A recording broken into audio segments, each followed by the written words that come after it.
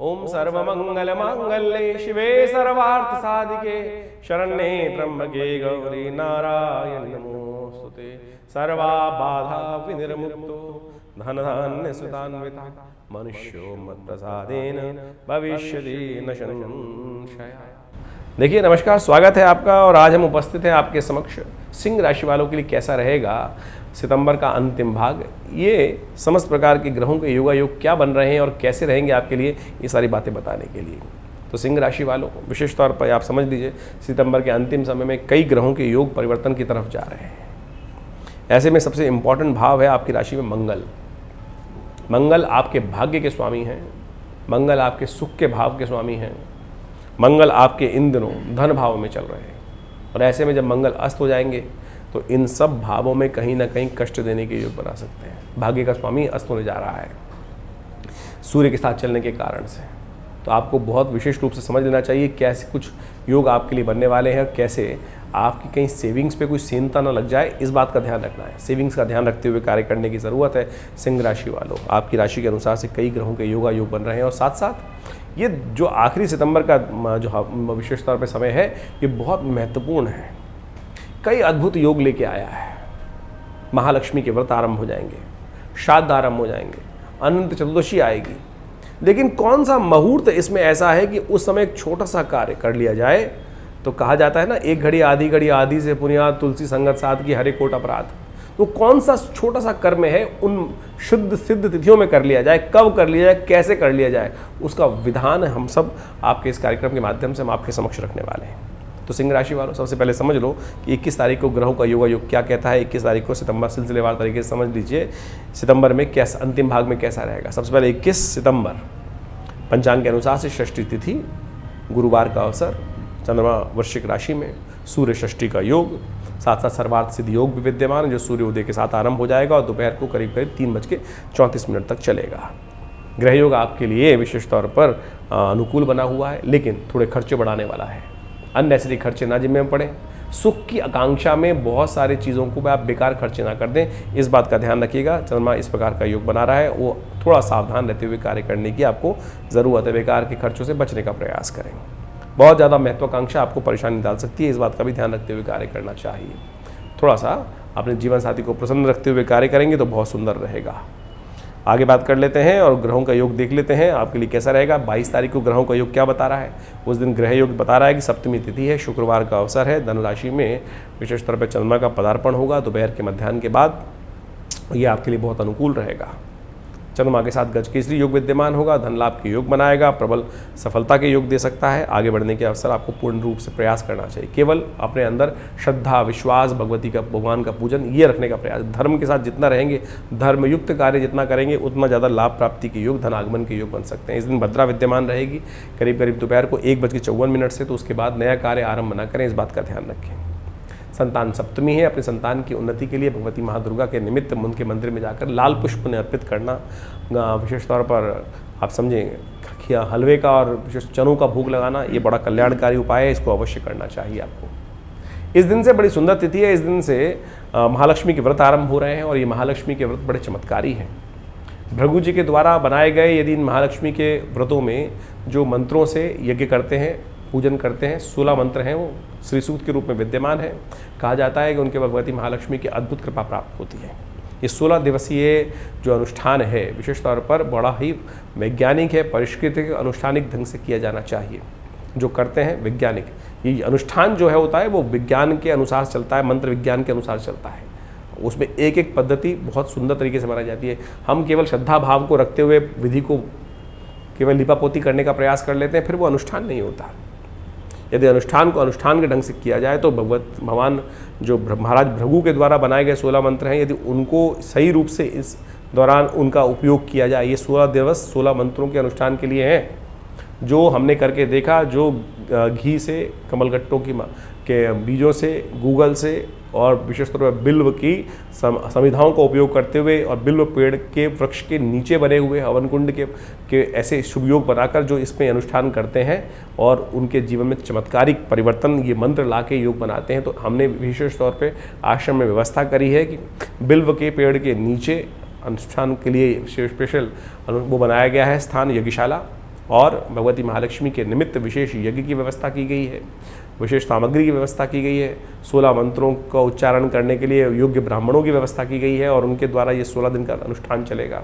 और आप सब इसमें भी लाभ ले सकते हैं, इसमें भाग ले सकते हैं, अपने निमित्त यज्ञ में भाग लेकर कल्याण का मार्ग प्रशस्त कर सकते हैं। चमत्कारी विधा है भारतीय संस्कृति की, मंत्र विज्ञान अद्भुत रूप से कल्याण का मार्ग प्रशस्त करता है। 23 तारीख को ग्रहों की गणना भी समझ लीजिए। 23 तारीख को अष्टमी की तिथि है और साथ साथ शनिवार का अवसर है और उस दिन राधा अष्टमी है और बहुत सुंदर तरीके से ग्रहों का योग बन रहा है और आपके ग्रह के अनुसार से बहुत स्थिति आपके लिए अनुकूल रहेगी। आपकी बुद्धि में कई प्रकार के अच्छे रास्ते आपको समस्त आ सकते हैं। यदि आप अड़े ना और बुद्धिमानी के साथ काम करें तो बहुत सुंदर तरीके से लाभ ले सकते हैं। केवल आपको प्रपंच में से बचना है और बेकार झगड़ों से बचना है। केवल मैं केवल स्वयं की बात करने के साथ साथ सबको साथ लेके चलने का प्रयास करना है, तो आप सुंदर तरीके से लाभ के योग बना सकते हैं। शनिवार का अवसर है, भगवान शंकर के मंदिर में जाकर तेल के द्वारा उनका अभिषेक करें, शनि भी अनुकूल हो जाएंगे आपके। 24 तारीख की गणना दिखाती है कि नवमी तिथि है, रविवार का अवसर है और साथ साथ मंगल अस्त होने जा रहे हैं। ये मंगल अस्त होने के कारण से आपकी राशि के अनुसार से आपको बहुत सारे उपाय करने की ज़रूरत है।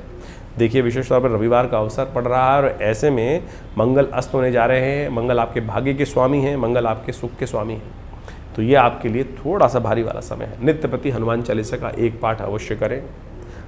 यदि एक शास्त्र तो ये कहता है, जो शतबार पाठ पढ़ जो ये छूटई बंद महासुख होई। देखिए, आप पूरी श्रद्धा के साथ यदि एक बार भी कर लेंगे ना, तब भी आपको वही लाभ पड़ सकता है। तो इस बात का ध्यान रखते हुए कार्य करें। सुंदरकांड का पाठ कर सकते हैं। ये मंगल कुछ दिन के लिए अस्त रहेंगे और शनि जब तक सूर्य के साथ चलेंगे, तो ऐसे में आपके भाग्य के अनुसार से बहुत सारी चीज़ों में लुपलुपाहट उत्पन्न हो सकती है।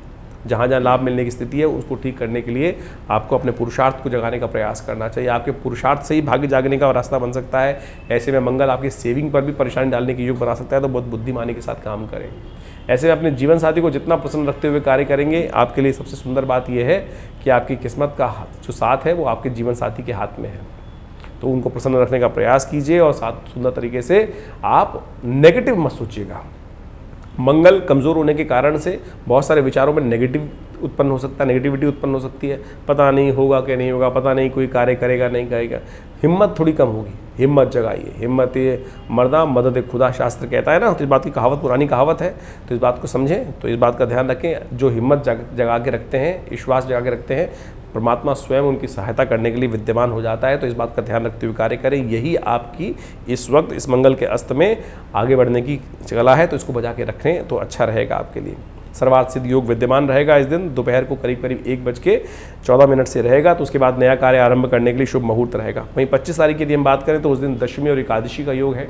उस दिन एकादशी क्षय हो जाएगी, दशमी उदय तिथि रहेगी, पद्म एकादशी इस बार क्षय हो गई है। तो ऐसे में विशेष तौर पर आपके ग्रह योग दिखा रहे हैं कि आपके लिए विशेष तौर पर स्वास्थ्य का ध्यान रखने की ज़रूरत है। ग्रह स्वास्थ्य के मामले में थोड़े भारी चल रहे हैं और ऐसे में मौसम परिवर्तन की तरफ जा रहा है। स्वास्थ्य का, बुखार का, जुकाम का, नज़ले इत्यादि का इन्फेक्शन का ध्यान रखते हुए आपको कार्य करना चाहिए। सोमवार का अवसर है और एकादशी का अवसर है, तो शालिग्राम जी की विशेष तौर पर पंचामृत बनाकर उनको अभिषेक करें और उस चरणामृत को ग्रहण करें श्रद्धा के साथ। देखिएगा, कष्ट दूर होंगे। अकाल मृत्यु हरणम सर्वव्याधि विनाशनम विष्णु पादुत्कम पित्वा पुनर्जन्म विद्यते। बड़ा सुंदर है, इसका उपाय करने का प्रयास कीजिए, सुंदर रहेगा।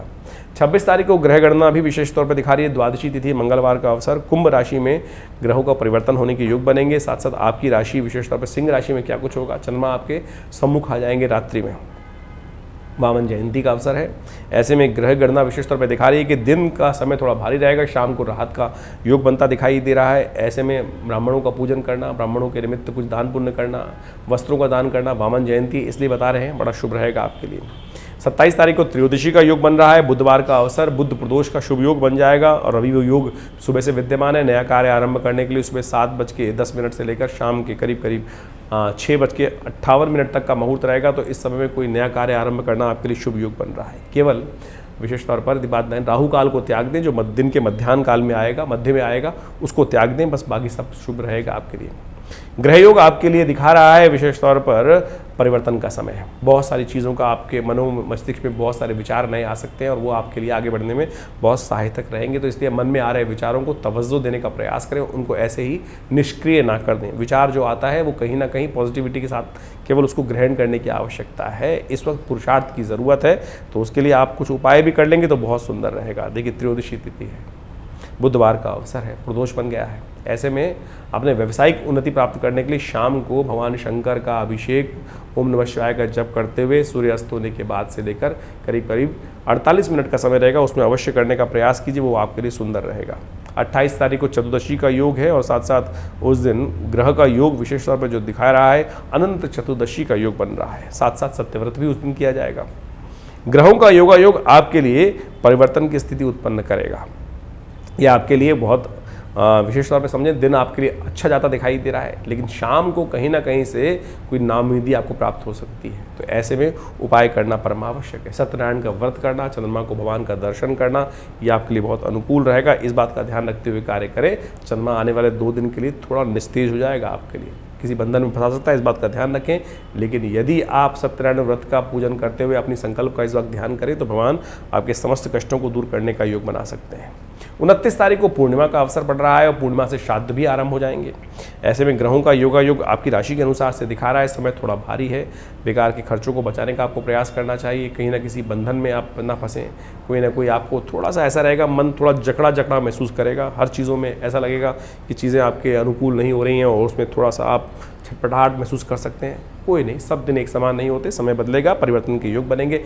श्राद्ध आरंभ हो गए हैं, पूर्णिमा का श्राद्ध रहेगा। अपने पूर्णिमा के श्राद्ध के निमित्त आपको अवश्य अपने जो पितृजन हैं उनके निमित्त तर्पण पूजन सब करने का सुंदर व्यवस्था बनानी चाहिए। श्राद्ध भारतीय संस्कृति में एक ऐसे अद्भुत विधान को बताते हैं कि हमारे जो प्रत्यक्ष रूप से इस वक्त हमारे साथ लोग हैं उनके साथ साथ हमें उन पूर्वजों के निमित्त भी कर्म करना चाहिए, वो हमारे साथ ही रहते हैं। ये विज्ञान है अद्भुत, कोई और समझता नहीं। भारतीय संस्कृति ने इसको समझा और इसके निमित्त कार्य किया। कई बार क्या होता है कि हम कार्य कर रहे होते हैं, सब कुछ बढ़िया चल रहा है, लेकिन फिर भी कहीं ना कहीं कुछ दिक्कत चल रही है। हमारे सपनों में हमारे पितृ बार बार आ रहे हैं, वो दिखा रहे हैं कि कुछ अपेक्षा है उनकी। तो यदि वो आते हैं बार बार तो समझ लीजिए कहीं ना कहीं पितृ ऋण संबंधी समस्या है। तो उनके निमित्त तर्पण इन श्राद्धों में अवश्य करना चाहिए। इनके निमित्त भागवत का सप्ताह रखा जाना चाहिए। इन श्राद्धों के अवसर पर भागवत का पाठ किया जाना चाहिए। इनके निमित्त ब्राह्मणों को भोजन किया जाना चाहिए। गरीब व परित्यक्त लोगों के निमित्त उनकी सेवा की जानी चाहिए। ये सारे उपाय कर आप श्राद्ध के निमित्त कार्य कर सकते हैं। हमने विवेकानंद योगाश्रम में सुंदर तरीके से व्यवस्था रखी है कि जो लोग अपने पितरों के निमित्त गायत्री का जप, तर्पण इत्यादि नहीं करा पा रहे हैं घर में, वो यहाँ करा सकते हैं और सुंदर तरीके से अपने पितरों के निमित्त पितृ ऋण से मुक्ति का प्राप्त विधान जान सकते हैं। फ़ोन नंबर्स आपके सामने स्क्रीन पर चल रहे हैं, उस संपूर्ण तिथि को समझ लीजिए। 30 तारीख को ग्रह गणना विशेष तौर पर दिखा रही है कि उस दिन आश्विन का महीना आरंभ हो जाएगा और प्रतिपदा और द्वितीया का श्राद्ध एक साथ रहेगा। ग्रह इस दिन आपके लिए थोड़े भारी दिखाई देते हैं, तो आपको थोड़ा स्वास्थ्य का ध्यान रखते हुए कार्य करने की ज़रूरत है। और किसी भी काम में करते वक्त इस बात का ध्यान रखें कि कोई बंधन में ना फंसें। कोई व्यक्ति आपको बांधने का प्रयास कर सकता है आपके निमित्त, तो आपको बहुत सोच समझ कर कार्य करने की ज़रूरत है। इस समय में ग्रह थोड़ा भारी चल रहा है। प्रतिपदा और द्वितीया दोनों का श्राद्ध एक ही दिन रहेगा, क्योंकि प्रतिपदा इस दिन जो है वो मध्याह्न से पहले समाप्त हो रही है और अगले दिन द्वितीया जो है वो प्रातः काल में समाप्त हो जाएगी। तो मध्याह्न समय में दोनों तिथियां रहेंगी, तो इसलिए जो प्रतिपदा के निमित्त गए हैं उनका भी श्राद्ध उसी दिन किया जाएगा। द्वितीया के दिन जो गए हैं उनका भी श्राद्ध विशेष तौर पर 30 तारीख को ही किया जाएगा।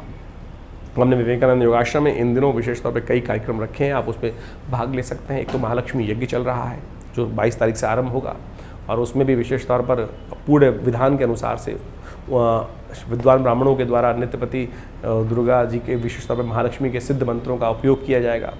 और इन 16 दिनों में चमत्कारिक तौर पर उन मंत्रों का जप करके यज्ञ करके आप लाभ ले सकते हैं। उसके लिए भी इस अनुष्ठान में भाग लेने के लिए व्यवस्थाएँ जान सकते हैं। नंबर्स आपके सामने स्क्रीन पर चल रहे हैं।